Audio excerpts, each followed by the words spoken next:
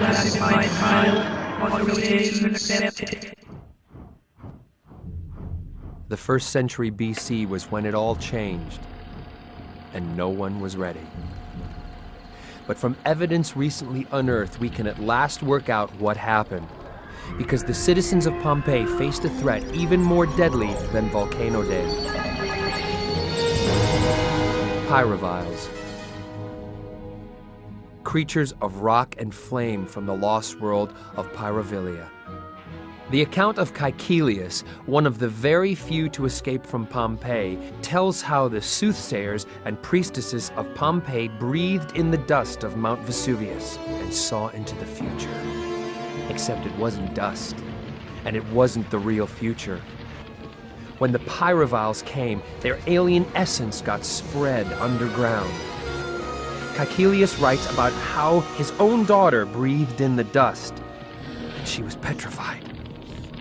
No, I mean really petrified, turned to stone. But it was too late for the high priestess of the Sibylline oracle.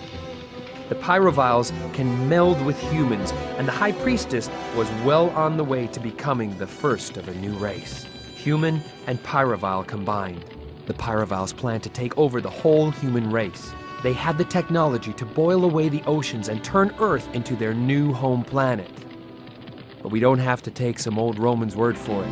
There's archaeological evidence too. Huge footprints across bits of Pompeii. Unexplained marble sculptures, modern art, or alien circuit boards.